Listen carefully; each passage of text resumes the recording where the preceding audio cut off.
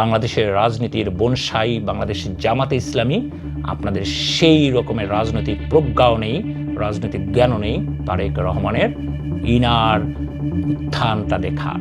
গত ১৭ বছর ধরে এবং তার আগে প্রায় ১০ বছর ধরে রাজনীতির মধ্যে থাকা একটা মানুষ, উনি খুব ভালো করে জানেন একটা প্রাইম মিনিস্টার কি কি করে, কি কি করা তার উচিত নয়। জনাব তারেক রহমানের নেতৃত্বে বাংলাদেশ জাতীয়তাবাদী দল রাষ্ট্র পরিচালনার দায়িত্বে আছে। ২ মাস অতিক্রান্ত হলো, সরকারের বিভিন্ন পর্যায়ে বিভিন্ন রকমের আলোচনা আমরা করতেই পারি। কিছু কিছু ক্ষেত্রে আলোচনা শুরু করা যেতে পারে, কারণ সরকারের প্রথম ১০০ দিনের ৬০ দিন অতিবাহিত হলো। এই সময়ে আমরা যেটা হলো সেটা হচ্ছে যে সরকারের বিভিন্ন পর্যায়ে আমরা যারা কথা বলি সরকারের পক্ষে, কেন করতে পারিনি সেটা হচ্ছে বর্তমানে আমাদের যে বিরোধী দল আছে তারা আসলে তাদের দায়িত্ব ঠিকমতো পালন করতে না পারায় তাদের নিয়ে আলোচনা করতে করতেই আমাদের সময় চলে যাচ্ছে। আমরা সরকারকে আমাদের এন্ড থেকে যেই ধরনের আলোচনাগুলো, যেই ধরনের বাক্যগুলো, যে ধরনের কথাগুলো আমাদের বলা উচিত সেগুলো বলা সম্ভব হয়নি। আজকেও যথারীতি আমি সরকারের ৬০ দিনে সরকারের বিভিন্ন রকমের কার্যক্রমে বাংলাদেশের মানুষ যে আজ মারাত্মক রকমের খুশি সেটা নিয়ে আলোচনায় যেতে পারলাম না। আজও যেতে হলো আমাকে একটি খুবই অপছন্দের একটি বিষয় নিয়ে কথা বলতে। বর্তমান সরকারকে বেশ দুর্বল একটি সরকার বলা হয়, বিশেষ করে সোশ্যাল মিডিয়ায় এবং কিছু কিছু পাবলিক পারসেপশনে। এখন এই একটি ২ মাসের একটি সরকারকে, যেই সরকারের ২/৩ সংখ্যাগরিষ্ঠতা আছে ওয়েস্টমিনিস্টার পদ্ধতির সরকারে, সেই সরকারটাকে দুর্বল সরকার বলা, তাকে ১ বছরে ১.৫ বছরে ফেলে দিবে, পড়ে যাবে, ঝরে যাবে, তাদেরকে দেশ থেকে পালাতে হবে, বিভিন্ন রকমের কথা তাদেরকে শুনতে হচ্ছে। তো আজকে চলুন আমরা এই আলোচনায় সেই দুর্বল সরকারের বিষয়গুলো নিয়ে আলোচনা করব। প্রথমত হচ্ছে তারেক রহমানের ব্যক্তিগত ক্যারিশমা। বাংলাদেশে গত ১৭-১৮ বছর ধরে সরকার প্রধানদের যে ক্যারেক্টার দেখে দেখে মানুষ অভ্যস্ত, মারাত্মক রকমের জল্লাদমুখী অবস্থায় তাকে দেখেছে। একটি সরকার প্রধানকে দেখেছে মারাত্মক রকমের এক নায়কতান্ত্রিক, যা খুশি বলতেন, যা মনে আসতো তাই হতো এবং সেটাই আইন হতো, সেই অনুযায়ী মানুষকে চলতে হতো। যেমন এই যে সোশ্যাল মিডিয়ায় আপনারা যে এই কথাটা লিখেছেন যে আগামী ১-১.৫ বছরে সরকারকে ফেলে দিব। বিএনপির মৃত্যু ঘণ্টা বেজে গেছে, এটা আমরা আগে বলেছি, তাদের মৃত্যু ঘণ্টা আরো জোরে বাজতেছে ইনশাআল্লাহ, এবং আওয়ামী লীগের পরিণতি বিএনপির পরিণতি হবে। এই যে সাহস, এই যে সাহসের বিষয়টা আপনারা সামনাসামনি লিখতে পারতেছেন, বলতে পারতেছেন, আর্গু করতে পারছেন, সেটা গত ১৭ বছর ধরে বাংলাদেশের মানুষ দেখেনি। স্পেশালি এই প্রজন্ম তো দেখেই নাই, পূর্বে যারা আমরা কিঞ্চিত দেখেছি তারাও হয়তো অনেকেই ভুলে গেছি যে প্রকৃত শাসন কিভাবে চলে, একটি প্রাইম মিনিস্টার কিভাবে, একটি সফল প্রাইম মিনিস্টার কিভাবে দেশ চালায়, সেই জায়গাটা আমরা দেখতে ভুলেই গেছি। হাসিনার সময়, এর আগে ছিল মঈনুদ্দিন ফখরুদ্দিনের সরকার, এই পুরো সময়টা জুড়ে বাংলাদেশ একটা ফ্যাসিস্টের মধ্যে ছিল। তো এই গভর্নমেন্টের সাথে যখন এই রকমের একটি গণতান্ত্রিক, একটি ভালো একটি সরকারকে মানুষ দেখতে যায়, তখন সত্যিকার অর্থে মানুষ ভাবে যে আরে এই সরকার তো ওই রকমের ক্ষমতাশালী না, তারেক রহমানের নামে কিছু বললেই তো তারেক রহমান জেলে ভরে দিচ্ছে না, কোনো একটা গুম হচ্ছে না, কোনো একটা রাজনৈতিক ওই রকমের রাজনৈতিক, এই পর্যন্ত বিএনপি ক্ষমতা আসার পরে রাজনৈতিকভাবে চাঞ্চল্যকর তেমন কোনো বাজে ঘটনা ঘটেনি। তো এই সরকারটাকে তখন এরা ভাবে খুব সহজে, জামাত ইসলামী যেহেতু এই মুহূর্তে বিরোধী দল এবং পিছনে যেহেতু তাদের পেট্রোনাইজ করে আওয়ামী লীগ, এটা আমরা স্পষ্ট বুঝতেই পারি। তো এই ২ দলের মূল কাজটাই হচ্ছে কিছু কিছু পজিটিভ জায়গাটাকে, যেটা আমরা অনভ্যস্ত থাকি, সেটাকে আইডেন্টিফাই করে সেই জায়গাতে মানুষের দৃষ্টি আকর্ষণ করা। এখন শেখ হাসিনার মতো এই রকমের একটি একনায়কতান্ত্রিক একটি চেহারা তারেক রহমান দেখাতে পারেননি। এখন আপনারা সিদ্ধান্ত নিন, আপনারা তারেক রহমানের কাছ থেকে শেখ হাসিনা মার্কা চেহারা দেখতে চান কি না। আমার দৃঢ় বিশ্বাস আপনারা সেটা চান না। ১৭ বছর ধরে উনি রাজনীতি শিখেছেন, খুব ক্লোজ আইতে উনি দেখেছেন, সুতরাং উনি নিজেকে প্রিপেয়ার করেছেন একজন যোগ্য প্রধানমন্ত্রী হিসাবে। বিশ্বে যেভাবে ভালো মন্ত্রীগুলো, ভালো প্রধানমন্ত্রীগুলো নিজেকে তৈরি করেন, উনি ঠিক সেইভাবে তৈরি করেছেন নিজেকে, ভেঙে চুরে নিজেকে ওই রকমের করেছেন, যে কারণে ওনার নম্রতা, ভদ্রতা, ওনার বেশভূষা, আচার আচরণ, প্রোটোকলের বাইরে থাকা, মানুষের সাথে মিক্স হওয়া, মানুষের সাথে কানেক্টেড থাকা, এই বিষয়গুলো খুব সহজে আমরা দেখতে পাই। আর এই যে ওনার যে এই যে খুব বড় ধরনের একটা প্রিপারেশন, যেটা ইন্টারন্যাশনাল মানের প্রিপারেশন, সেটাকে আমরা মিলাই ফেলছি হাসিনার মতো পরাক্রম ওই রকমের একনায়কতান্ত্রিক একটি ক্ষমতার সাথে। দ্যাটস ওয়াই আপনাদের প্রথম যেটা মনে হয় একটি দুর্বল সরকার বা দুর্বল সরকার প্রধান আছে। মূলত এটি একটি মারাত্মক রকমের শক্তিশালী সরকার, এবং মানুষ যখন এটাকে বুঝতে পারবে, প্রাইম মিনিস্টাররা এবং এরকমই থাকে, খুব কাছে থাকে মানুষের। ভালো প্রাইম মিনিস্টাররা মানুষের কথা শুনে, ভালো প্রাইম মিনিস্টাররা সাধারণ মানুষের সাথে মিশে থাকতে পছন্দ করেন, সাধারণ মানুষের কাছে যেতে পছন্দ করেন, তখন মানুষরা আরও বেশি ভালোবাসায় জড়িয়ে দিবে ওনাকে। দ্বিতীয় যে প্রশ্নটা করে সেটা হচ্ছে, আরে সংসদে তো প্রাইম মিনিস্টার কোনো কথা বলে না, শুধু তালি দেয়। এটাই তো, শুধু তালি দেওয়ার জন্য প্রাইম মিনিস্টার বসে থাকে, আর কি করে? আরে ভাই, আমি খুব অবাক হয়ে যাই। আপনারা যারা রাজনীতি নিয়ে কথা বলেন, তাদেরকে রাজনীতির পিছনের গুলো জানতে হবে। পৃথিবীতে কোন ভালো সংসদ, যেগুলো খুব খুব শক্তিশালী সংসদ চলে, সেখানকার সংসদ নেতা প্রাইম মিনিস্টার প্রত্যেক মিনিটে মিনিটে দাঁড়ায় কথা বলে? পৃথিবীতে এই রকমের কোনো ভালো, আমাদের ইন্ডিয়াতে কিন্তু ভালো সংসদ চলে। আমরা ইন্ডিয়ার বিপক্ষে থাকি, পক্ষে থাকি, সেটা নিয়ে বিরাট প্রশ্ন আছে। কথা আমরা বলতেও পারি, সমালোচনা করতে পারি, বিশাল আলোচনা করতে পারি। কিন্তু ইন্ডিয়ান যে সংসদ, জাতীয় সংসদ যেটা, সেটা কিন্তু খুবই কার্যকরী একটি জাতীয় সংসদ। ব্রিটেনে খুবই কার্যকরী সংসদ, অস্ট্রেলিয়াতে যান, কানাডাতে যান, খুবই কার্যকরী সংসদ। আপনি দেখুন তো সংসদের ভিতরে প্রাইম মিনিস্টার কতটুকু কথা বলে। करार रखेगा कोई और देश का राष्ट्रपति। Why did Labour MPs vote against banning phones in schools? এখন আপনারা না জেনে প্রাইম মিনিস্টারদের কথা বলার মধ্যে এক ধরনের নিয়ম ব্যাপারগুলো চলে আসে। সংসদীয় পদ্ধতি কি? কোনো এক ব্যক্তির হাতে কি এটাকে রাষ্ট্র ক্ষমতা থাকে? এক ব্যক্তি কি সংসদ পরিচালনা করে? না, ইটস আ টিম ওয়ার্ক। আপনারা খুব অবাক হয়ে যাবেন যদি আপনাদেরকে এখন প্রশ্ন করি, আচ্ছা বলুন তো দেখি, সরকারি সদস্য কারা বা বেসরকারি সদস্য কারা? এই মুহূর্তে আমি আপনাদের কাছে একটুখানি নিয়ে, আপনারা ম্যাক্সিমাম মানুষ মনে করবেন যে এই মুহূর্তে সরকারি সদস্য হচ্ছে সব বিএনপি সদস্যরা হচ্ছে সরকারি সদস্য, আর বিরোধী দলরা হচ্ছে বেসরকারি সদস্য। বিষয়টা কি এরকমের? না, সরকারি সদস্য হচ্ছে সংসদের ভিতরে যে মন্ত্রীরা বসেন, সংসদ সদস্য প্লাস মন্ত্রী এবং হুইপ যারা আছেন, এরা হচ্ছে সরকারি সদস্য। এবং বেসরকারি সদস্য হচ্ছেন এই মন্ত্রী এবং হুইপ ব্যতীত যারা আছেন সবাই বেসরকারি সদস্য। তো দেখুন, আমার মনে হয় এটা একটা ভাস্ট একটা বিষয় হয়ে গেল, অনেক মানুষেরই অজানা জিনিসটা, তাই না? তো সংসদের যে রুলস অফ প্রসিডিউর বা আমাদের মূলত তো হচ্ছে সংবিধান, না? সংবিধান এবং রুলস অফ প্রসিডিউরের উপরেই হচ্ছে সংসদ চলে। সংসদ নেতা হচ্ছেন এমন একটা পজিশনের মানুষ যিনি সংসদের নেতৃত্ব দেন, কিন্তু সংসদে কম কথা বলেন। আপনারা দেখবেন নরেন্দ্র মোদী কতক্ষণ সংসদে কথা বলেন, আপনার বিশ্বের যে কোনো প্রধানমন্ত্রী কথা বলবেন, সংসদে তারা খুবই কম কথা বলেন। কথা বলেন কারা?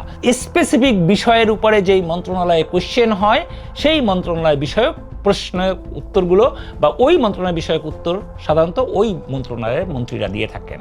এখন যেটা দেখেন, গত যে সংসদে আপনারা খেয়াল করে দেখেন, গত সংসদে প্রচুর পরিমাণে পয়েন্ট অফ অর্ডার আসে এবং এটা বিশেষ বিষয়ে আসে।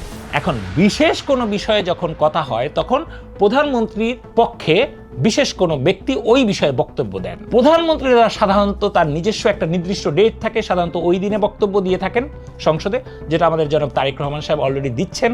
আপনার বিভিন্ন প্রশ্নের উত্তর উনি দিচ্ছেন সেটুকু। আর খুব বড় ধরনের আর্গুমেন্ট হলে হয়তো উনি ফিনিশিং বক্তব্য দেন। সংসদের উদ্বোধনীতে কথা বলেন উনি, ফিনিশিং ডেতে কথা বলেন, সাধারণত ওনারা সাধারণত দিক নির্দেশনার জায়গায় বলেন। কিন্তু স্পেসিফিক বিষয়গুলোর আর্গুমেন্টে সাধারণত প্রধানমন্ত্রীরা যোগ দেন না বা সংসদ নেতারা যোগ দেন না। এটা একটা রীতি। এই রীতি যেহেতু আমি আপনাদেরকে আগেই বললাম যে উনি গত 17 বছর ধরে এবং তার আগে প্রায় 10 বছর ধরে রাজনীতির মধ্যে থাকা একটা মানুষ, উনি খুব ভালো করে জানেন একটা প্রাইম মিনিস্টার কি কি করে, কি কি করা তার উচিত নয়। ক্ষমতা থাকলেও ওগুলো উনারা ব্যবহার করেন না।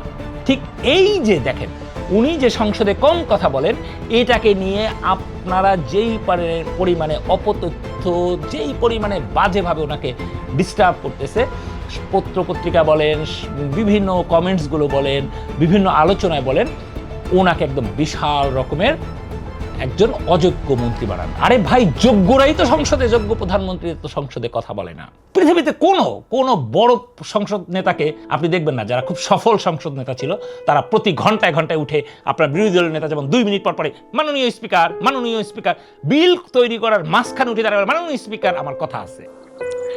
মাননীয় স্বরাষ্ট্রমন্ত্রী, আপনি বিলটি পাশ করার প্রস্তাব উত্থাপন করতে পারেন।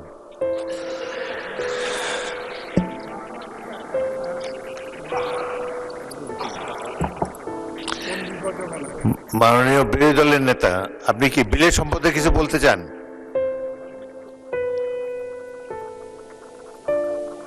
বিরোধী দল নেতাকে মাইক দেন। এই সংক্রান্ত একটা তুলনামূলক শীট আমরা এই 3-4 মিনিট আগে হাতে পেয়েছি, তো এটা পুরা পড়তে পারি নাই, যেহেতু আইনটা অবশ্যই একটা সেন্সিটিভ আইন। আমরা কি অনুরোধ করতে পারি যে এটা পাশের জন্য একটু সময় হাতে রেখে আমাদেরকে একটু সুযোগ দেওয়া হোক? এটা কি প্রাইম মিনিস্টার করবে নাকি? উনি জানেন না বলে, উনি বিরোধী দলের দায়িত্ব এবং কর্তব্য জানেন না বলে উনি একটু পরে মাননীয় স্পিকার বলে পয়েন্ট অফ অর্ডার তুলেন। জানেন না কখন পয়েন্ট অফ অর্ডার তৈরি করতে হয়, পয়েন্ট অফ অর্ডার কিভাবে প্রসিড করতে হয়, এই জিনিসটা উনি জানেন না, উনি মাননীয় স্পিকার করেন। এখন প্রাইম মিনিস্টার কোনার মতো, উনি তো প্রাইম মিনিস্টার তো জানেন, সো উনি চুপ থাকেন, এটাই ঘরে।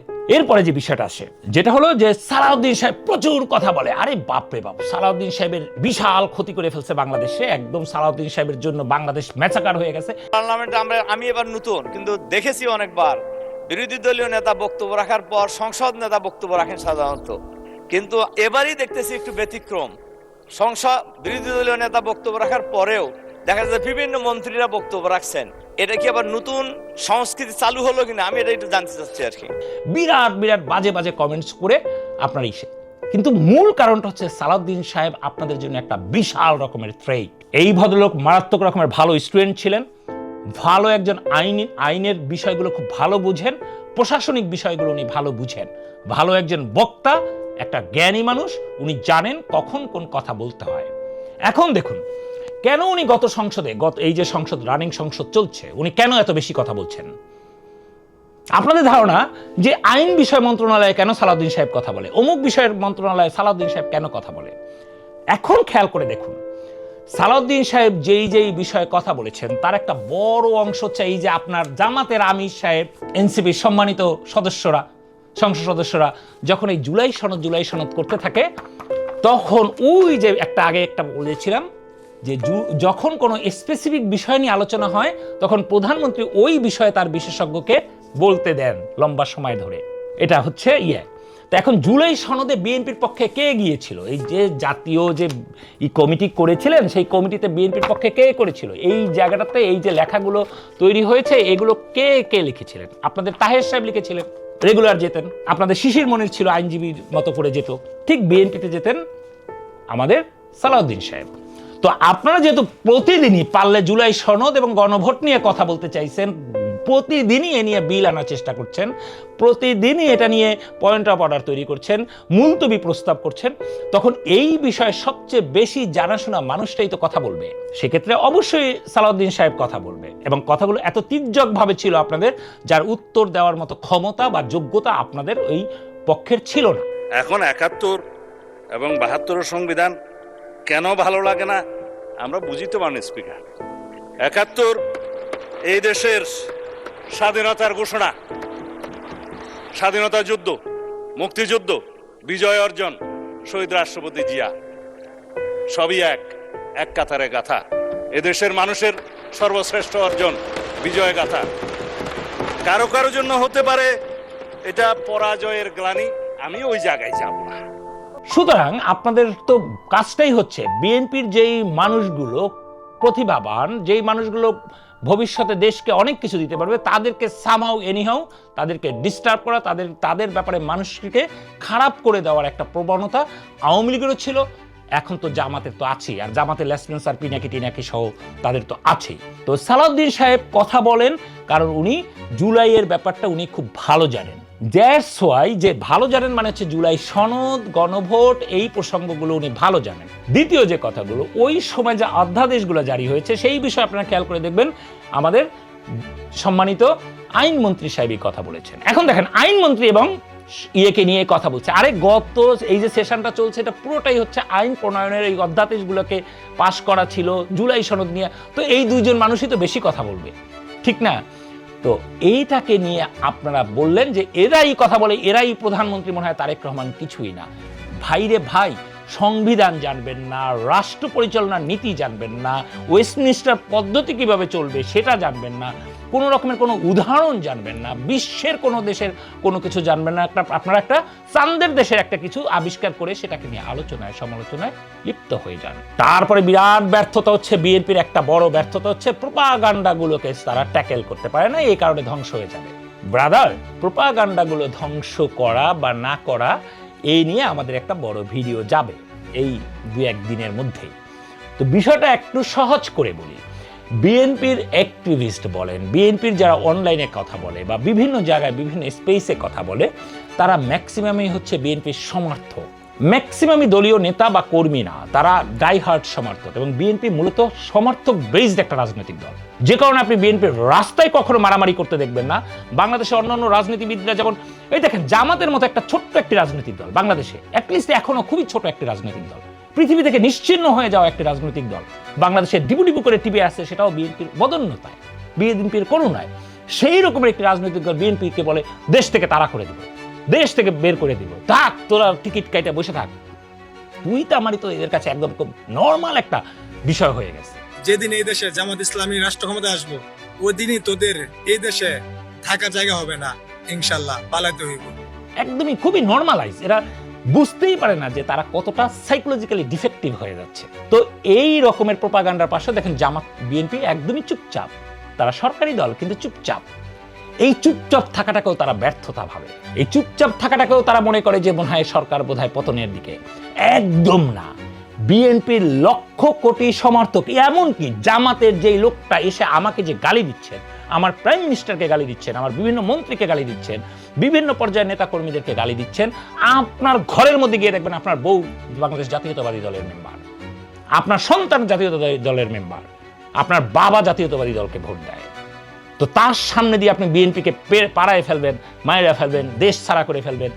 ভাই, এগুলো শুধুমাত্র বলার জন্যই বলা, এটা ভবিষ্যতে না, কখনোই বাংলাদেশে এটা হবে না। কারণ বাংলাদেশে মাটি এবং মানুষের মধ্য থেকে বাংলাদেশ জাতীয়তাবাদী দলের অবস্থান তৈরি হয়েছে।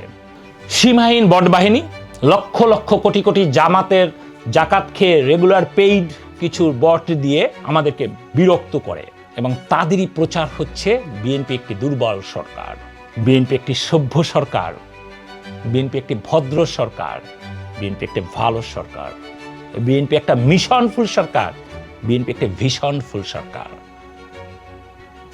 আপনারা ভয় পাচ্ছেন, আমি জানি, যারা রাজনীতিকে নিয়ে ভালোভাবে, জামাত ইসলামেও তো 2-4-5 জন মানুষ, জ্ঞানী মানুষ আছেন। তো এই জ্ঞানী মানুষগুলো অন্তত খুব ভালো করে জানেন বিএনপি কতটা স্ট্রং একটা পজিশনে দেশের রাষ্ট্র ক্ষমতা পরিচালনা করছে, এবং ডে বাই ডে এটার আরও বেশি যখন ম্যাচিউরিটি হবে, এখনও হয়তো আপনারা ঝোলাগুল দেখছেন, নিচের ক্ষীরটা দেখেন না, নিচের চিনি দানাটা দেখছেন না, নিচের চিনি দানা খুব কাছাকাছি সময়ের মধ্যেই পড়বে, এবং তখন বুঝতে পারবেন বাংলাদেশের জাতীয়তাবাদী দলের চেয়ারম্যান, আমাদের মাননীয় প্রধানমন্ত্রী জনাব তারেক রহমান, তার ভদ্রতার আড়ালে কতটা যোগ্য একজন প্রধানমন্ত্রী। তাকে ফেলে দেওয়ার, তাকে ঝরে ফেলার, তাকে আন্দোলনের হুমকি দিয়ে কোনো লাভ নেই। কারণ উনি মানুষের ভালোবাসায়, মানুষের হৃদয়ে, মানুষের মগজে উনি একজন অসম্ভব সহনশীল, অসম্ভব ভালো একটি সরকার প্রধান হিসাবে ধীরে ধীরে আবির্ভূত হচ্ছেন। আপনারা টের পাচ্ছেন না। বাংলাদেশের রাজনীতির বনসাই, বাংলাদেশের জামাতে ইসলামী, আপনাদের সেই রকমের রাজনৈতিক প্রজ্ঞাও নেই, রাজনৈতিক জ্ঞানও নেই তারেক রহমানের ইনার উত্থানটা দেখা। মিলিয়ে নেবেন আমার কথা। আগামী 5 বছর পরে এই ভিডিও যদি কারো চোখে পড়ে, আমার কথা ইনশাল্লাহ হুবহু মিলে যাবে। ভালো থাকবেন সবাই, ভালো থাকুক বাংলাদেশ। মাটি এবং মানুষের দল, বাংলাদেশের জাতীয়তাবাদী দল আজ রাষ্ট্র ক্ষমতায়। আমাদের প্রধানমন্ত্রী জনাব তারেক রহমান একজন সফল প্রধানমন্ত্রী হওয়ার পথে হাঁটছেন। ভালো থাকবেন আপনি, ভালো থাকবো আমি, ভালো থাকবে আমার প্রিয় বাংলাদেশ। আল্লাহ হাফেজ। বাংলাদেশ জিন্দাবাদ। আসসালামু আলাইকুম।